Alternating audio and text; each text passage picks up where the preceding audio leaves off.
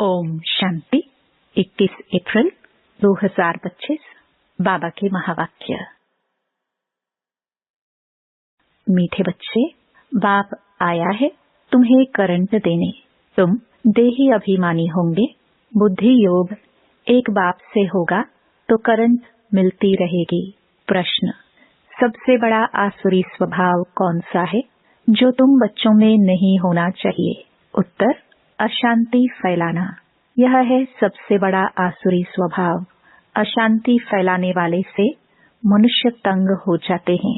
वो जहाँ जाएंगे वहाँ अशांति फैला देंगे। इसलिए भगवान से सभी शांति का वर मांगते हैं। गीत। ये कहानी है दीवे और तूफान की। ओम शांति। मीठे मीठे सिखिलदे बच्चों ने गीत की लाइन सुनी। गीत तो यह भक्ति मार्ग का है, फिर उनको ज्ञान में ट्रांसफर किया जाता है और कोई ट्रांसफर कर ना सके। तुम्हारे में भी नंबरवार पुरुषार्थ अनुसार जान सकते हैं दीवा क्या है, तूफान क्या है। बच्चे जानते हैं आत्मा की ज्योत उजाई हुई है। अब बाप आए हैं ज्योत जगाने लिए। कोई मरते हैं तो भी दीवा जलाते हैं, उसकी बड़ी खबरदारी रखते हैं। समझते हैं दीवा अगर बुझ गया तो आत्मा को अंधियारे से जाना पड़ेगा, इसलिए दीवा जलाते हैं। अब सत्युग में तो यह बातें होती नहीं, वहाँ तो सोजरे में होंगे।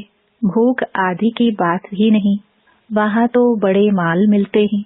यहाँ है घोर अंधियारा, छीछी दुनिया है ना। सब आत्माओं की ज्योत उजाई हुई है। सबसे जास्ती ज्योत तुम्हारी उजाई हुई है। खास तुम्हारे लिए ही बाप आते हैं। तुम्हारी ज्योत उजाई गई है। अब करंट कहाँ से मिले? बच्चे जानते हैं करंट तो बाप से ही मिलेगी। करंट जोर होती है तो बल्ब में रोशनी तेज हो जाती है। तो अभी तुम करंट ले रहे हो बड़ी मशीन से। देखो, बॉम्बे जैसे शहर में कितने ढेर आदमी रहते हैं, कितनी जास्ती करंट चाहिए। जरूर इतनी बड़ी मशीन होगी। यह है बेहद की बात। सारे दुनिया की आत्माओं की ज्योत बुझी हुई है, उनको करंट देना है। मूल बात बाप समझाते हैं।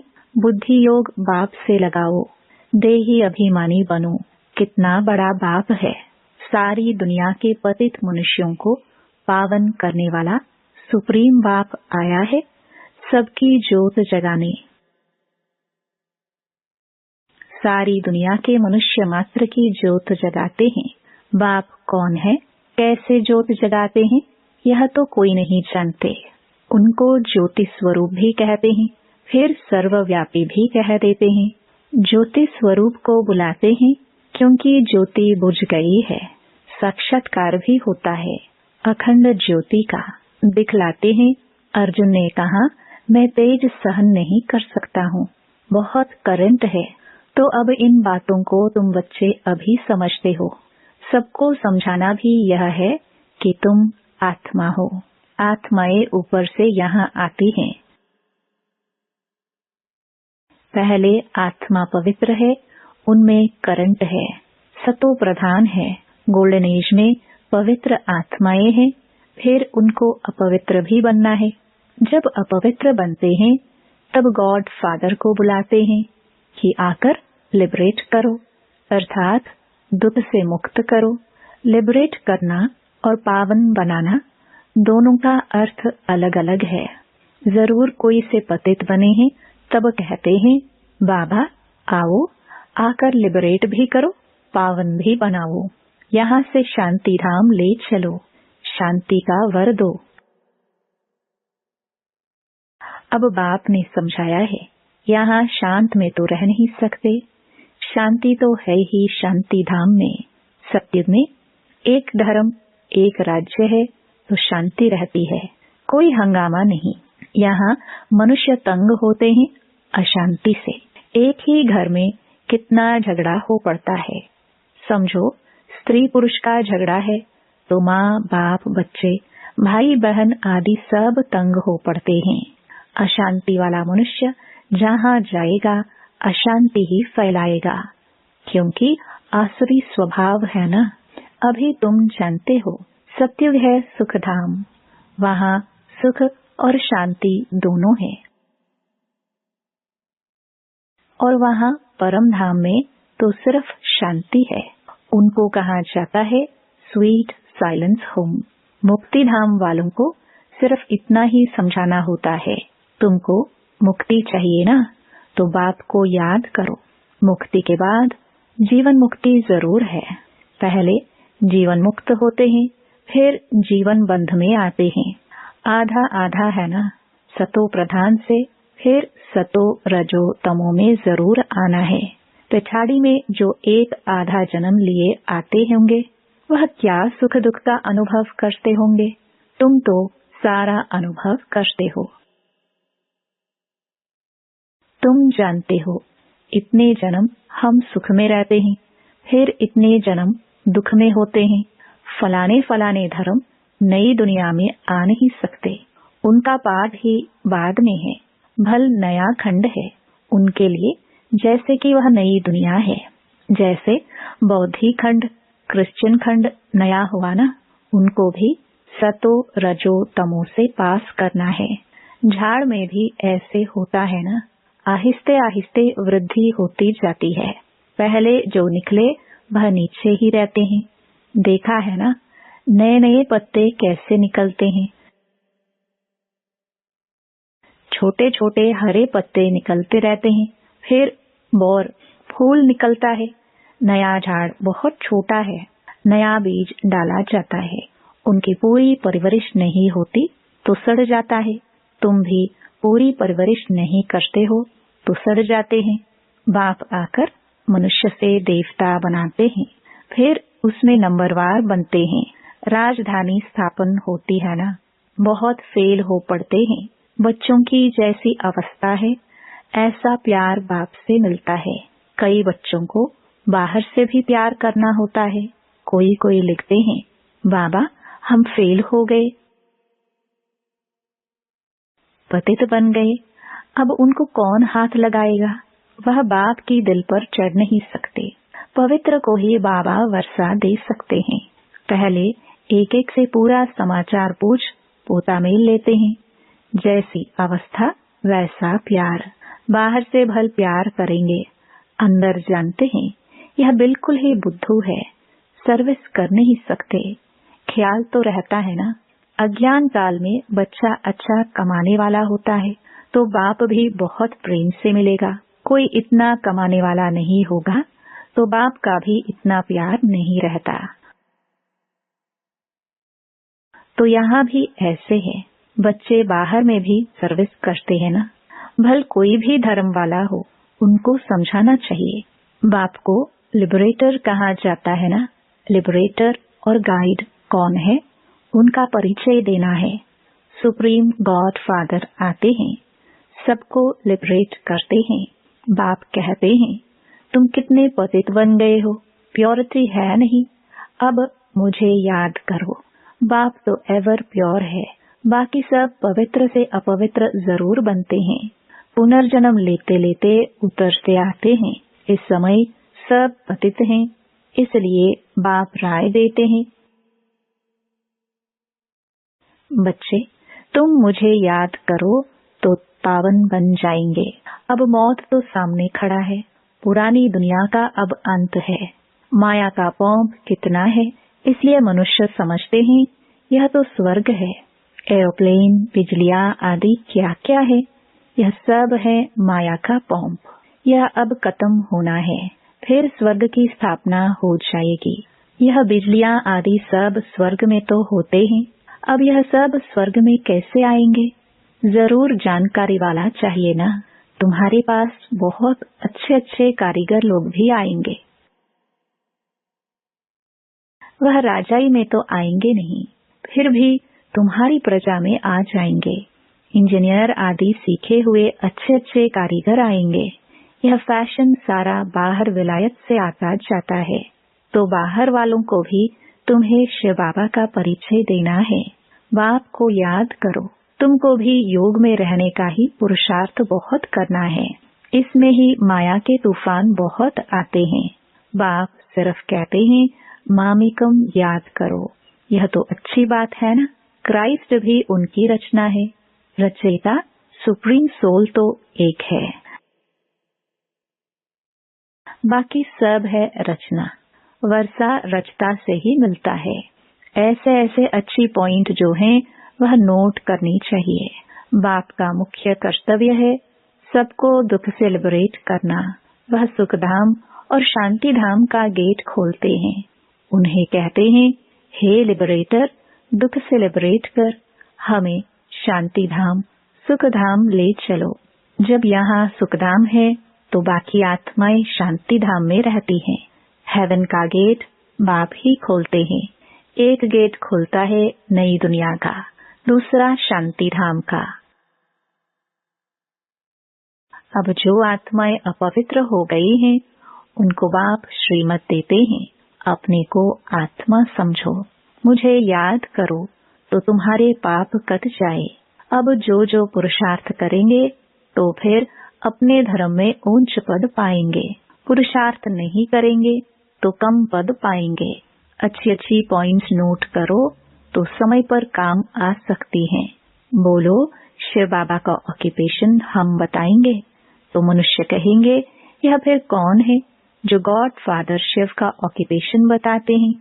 बोलो, तुम आत्मा के रूप में तो सब ब्रदर्स हो।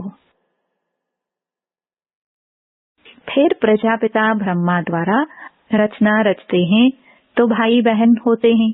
गॉड फादर, जिसको लिबरेटर गाइड कहते हैं, उनका ऑक्यूपेशन हम आपको बतलाते हैं। जरूर हमको गॉड फादर ने बताया है, तब आपको बताते हैं। सन शोज फादर, यह भी समझाना चाहिए। आत्मा बिल्कुल छोटा स्टार है। इन आंखों से उनको देखा नहीं जाता है। दिव्य दृष्टि से साक्षात्कार हो सकता है। बिंदी है, देखने से फायदा थोड़ी हो सकता है। बाप भी ऐसी ही बिंदी है। उनको सुप्रीम सोल कहते हैं। सोल एक जैसा ही है, परंतु वह सुप्रीम है, नॉलेजफुल है, ब्लिसफुल है, लिबरेटर और गाइड है। उनकी बहुत महिमा करनी पड़े। जरूर बाप आएंगे तब तो साथ ले जाएंगे ना, आकर नॉलेज देंगे। बाप ही बतलाते हैं, आत्मा इतनी छोटी है, मैं भी इतना हूँ। नॉलेज भी जरूर कोई शरीर में प्रवेश कर देंगे। आत्मा के बाजू में आकर बैठूंगा, मेरे में पावर है। ऑर्गन्स मिल गए तो मैं धनी हो गया। इन ऑर्गन्स द्वारा बैठ समझाता हूँ। इनको एडम भी कहा जाता है। एडम है पहला पहला आदमी। मनुष्यों का सीज रहा है ना, यह माता पिता भी बनते हैं। इनसे फिर रचना होती है पुराना, परंतु एडॉप्ट किया है। नहीं तो ब्रह्मा कहाँ से आया? ब्रह्मा के बाप का नाम कोई बताए? ब्रह्मा विष्णु शंकर, यह किसकी रचना तो होगी ना। रचयिता तो एक ही है। बाप ने तो इनको एडॉप्ट किया है। यह इतने छोटे बच्चे बैठ सुनाए तो कहेंगे यह तो बहुत बड़ी नॉलेज है। जिन बच्चों को अच्छी धारणा होती है उन्हें बहुत खुशी रहेगी, कभी उबासी नहीं आएगी। कोई समझने वाला नहीं होगा तो उबासी देता रहेगा। यहाँ तो तुमको कभी उबासी नहीं आनी चाहिए। कमाई के समय कभी उबासी नहीं आती है। ग्राहक नहीं होंगे, धंधा ठंडा होगा तो उबासी आती रहेगी। यहाँ भी धारणा नहीं होती है। कोई तो बिल्कुल समझते नहीं है, क्योंकि देह अभिमान है। देही अभिमानी हो बैठ नहीं सकेंगे। कोई न कोई बाहर की बातें याद आ जाएंगी। पॉइंट्स आदि भी नोट नहीं कर सकेंगे। शुरुड़ बुद्धि झट नोट करेंगे। यह पॉइंट्स बहुत अच्छी हैं। स्टूडेंट्स की चलन भी टीचर को देखने में आती है ना।